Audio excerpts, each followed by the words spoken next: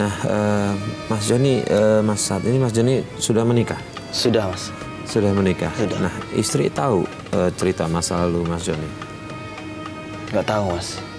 Ya, saya takut kalau menceritakan masa lalu saya yang suram gitu kan.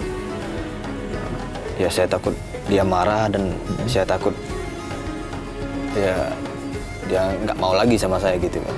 Tapi sebenarnya dalam hati Mas sendiri ada keinginan untuk jujur nggak sih mengenai masa lalu Mas? Ada, Mas. Pengen banget rasanya jujur, tapi saya belum berani untuk saat ini, Mas. Oke, baik. Pak Ustadz, kalau dalam kondisi seperti ini, boleh nggak sih Pak Ustadz kita untuk tidak berkata jujur sama pasangan yang baru kita nih Pak Ustadz mengenai masa lalu? Iya, tidak jujur itu diperbolehkan satu untuk menyelamatkan orang. Itu ya, dalam rangka melindungi seorang. Misalnya ada orang lagi dikejar mau dibunuh, kemudian dia lewat, kemudian Pak tadi lihat ini nggak? Wah saya nggak lihat tuh, itu boleh. Yang kedua, jujur dalam rangka untuk melindungi, menjaga kemaslahatan yang lebih besar, ya, untuk menjaga, menghindari terjadinya kemadharatan yang lebih besar. Nah, jadi kalau seperti yang dikatakan oleh Mas Joni itu tadi, ini insya Allah diperbolehkan untuk menjaga harmonitas, hubungan baik dan lain sebagainya. Meskipun disiapkan kondisi Mas Joni pada saatnya nanti Mas Joni harus ngomong apa adanya supaya terbuka semuanya daripada dia tahu dari orang lain yang bisa menimbulkan salah paham. Nah, jadi disiapkan secara emosional, dikondisikan secara baik. Ya.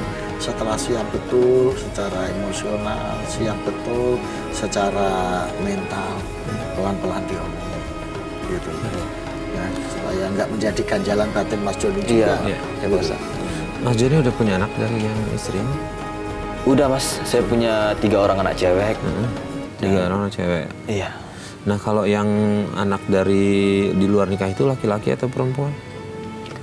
Katanya sih perempuan juga sih. Perempuan juga? Iya. Oke.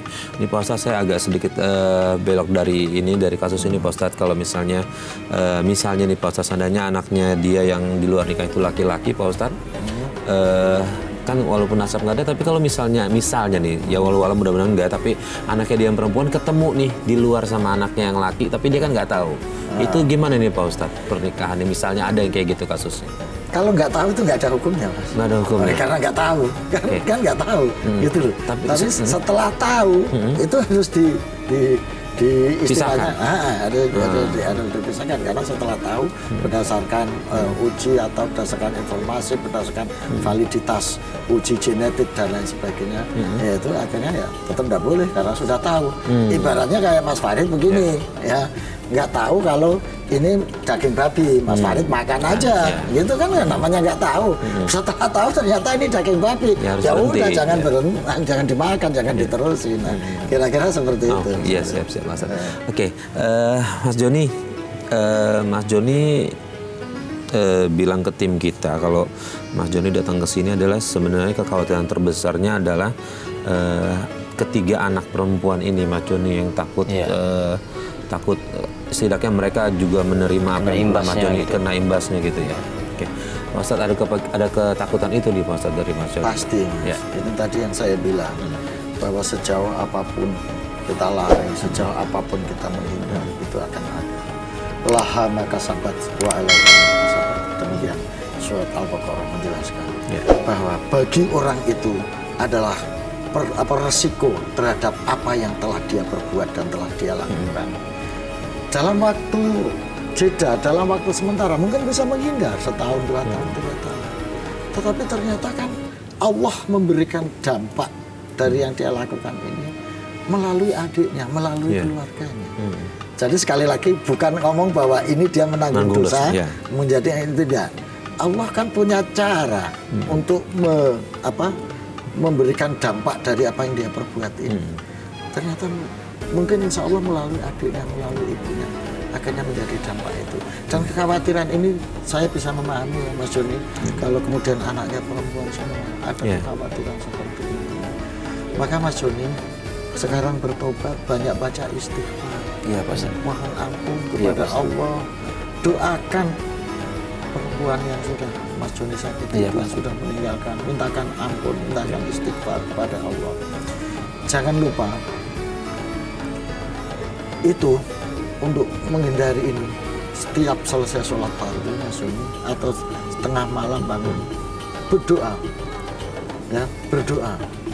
Rabbana la tuzigh qulubana ba'da idh hadaytana, ya Allah jangan kau kunci hatiku setelah Kau berikan petunjuk. Kemudian baca Rabbana min ladunka rahmah wa hayyi lana min amrina rasyada. Gitu, baca itu. Ini untuk melindungi anak cucu kita, keturunan kita, Mas. Iya. Supaya terhindar dari perkara hal-hal yang negatif, supaya tetap bisa berada dalam jalan-jalan yang benar. Itu ya. Mas Joni saat ini kerja di mana? Saya nggak kerja lagi, Mas. Ya karena kesibukan ngurus adik sama mama saya yang sakit, jadi saya jarang masuk kerja dan terus saya di PHK dan sampai sekarang saya belum kerja, Mas. Lalu sehari-hari untuk menghidupi istri dan 3 anaknya dari mana? Ya kadang-kadang dibantu sama istri saya, dia kerja juga gitu. Dia kerja, boleh tahu dia kerjanya apa? Ya kadang bantu-bantu tetangga, ya, kadang ada juga kerja yang lain, kadang di jaga toko. Oke, Pak Ustadz, punya tanggungan 3 anak dan 1 istri, sementara dia juga harus merawat ibu dan adiknya yang masih tergoncang nih kejiwaannya. Harus apa lagi nih Pak Ustadz selain berikhtiar untuk terus mencari kerja? Mungkin ada doa apa yang harus dipanjatkan buat Mas Joni biar memudahkan ini semua nih Pak Ustadz? Ya.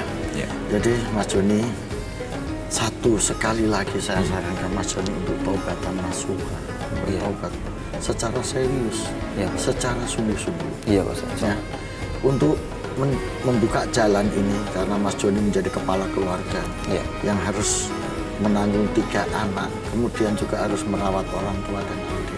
Saya bayangin ini juga sangat beban berat juga. Mas Joni selama ini masih bisa istri yang bekerja, tapi sejalan dengan tumbuhnya anak, kebutuhan meningkat, maka Mas Joni juga harus ikhtiar lahir untuk mencari kerja. Insya Allah mudah-mudahan ada jalan. Kalau mau Mas Joni tengah malam bangun sholat 2 rakaat. Sholat 2 rakaat. Rakaat pertama ya baca Qul a'udzu birabbil falaq. Ya. Qul a'udzu birabbil falaq sebanyak 7 kali. Kemudian rakaat setelah Fatihah ya. Setelah Fatihah baca Qul a'udzu birabbil falaq 7 kali. Rakaat kedua baca baca surat Ikhlas. Qul huwallahu ahad, Allahus samad sebanyak 11 kali. Ini rakaat kedua setelah Fatihah. Setelah selesai sholat, baca subhanallah walhamdulillah wala ilaha illallah wallahu akbar 333 kali. Setelah itu doa, mudah-mudahan diampuni dosanya, dikasih jalan keluar dari segala kesulitan, diberi jalan rezeki untuk menghidupi dan menanggung keluarga yang ada. Insya Allah lakukan secara istiqomah tengah malam. Insya Allah. Sambil bermunajat kepada Allah. Ingat ya. Insya Allah Pak. Terima kasih. Al-Falaq 7 kali. Rakaat pertama. Al-Ikhlas 11 kali. 11 kali. Setelah itu subhanallah walhamdulillah itu setelah salam ya 333 kali baru berdoa. Baik, terima kasih Pak Ustadz atas semua nasihatnya. Mudah-mudahan Mas Joni bisa coba diamalkan apa yang tadi Pak Ustadz sampaikan dan Allah mengabulkan semuanya. Jadi semuanya nggak ada masalah sama sekali, bisa terselesaikan dengan baik ya Pak Ustadz ya.